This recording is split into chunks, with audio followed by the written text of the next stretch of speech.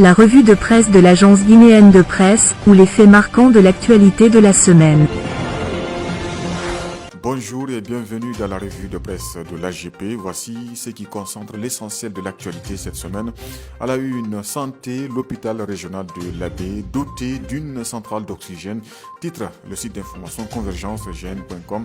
Le ministre de la Santé et de l'Hygiène publique, Dr Oumar Djoueba, a présidé la cérémonie d'inauguration de la centrale d'oxygène de l'hôpital régional de l'Abbé. Il a mentionné les acquis de la lutte contre les faux médicaments et les pratiques médicales et paramédicales illégales, mais aussi ceux obtenus dans la vaccination, la distribution des kits sanitaires et tant d'autres.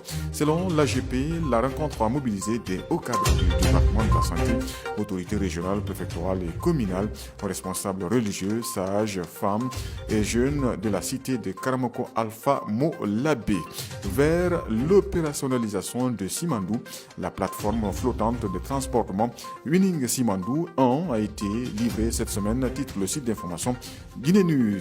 La construction des infrastructures intégrées du projet Simandou, notamment un chemin de fer de 600 km et un port, progresse rapidement. Cette nouvelle plateforme flottante de transbordement avait été baptisée Winning Simandou 1 en l'honneur des efforts conjoints déployés depuis 2019 par Winning et l'ensemble de ses partenaires, notamment Baou, dans le cadre du développement du projet Simandou, qui contient la plus grande réserve de fer de haute qualité encore inexploitée, à décrypter le site d'information guinée114.com. À la une également, cette semaine, les conseillers nationaux invités à se retirer. Quelles conséquences sur la légitimité du CNT, s'interroge le site d'information siaminfo.com. Les partis politiques regroupés au sein d'une coalition dite Force Vive de Guinée invitent leurs représentants à se retirer de toutes les institutions de la transition, notamment le Conseil national de la transition. Vraisemblablement, les conseillers nationaux concernés n'entendent pas répondre à cet appel. Refus de démission des conseillers du CNT, un symbole de la peur, du chômage, titre aussi le site d'information avenirguinée.org. Le refus de démission des conseillers du CNT s'inscrit dans un contexte politique et économique où les avantages associés à la position d'un membre du CNT sont clairs. Pour beaucoup de ces conseillers, le CNT est bien plus qu'un simple organe consultatif. Il est un tremplin vers des avantages matériels et des positions influentes. Banque centrale, l'affaire d'or prend une nouvelle tournure. Le gouverneur, le président de l'UNOG et Yacoub Sidia en garde à vue à la direction centrale des investigations judiciaires cette semaine.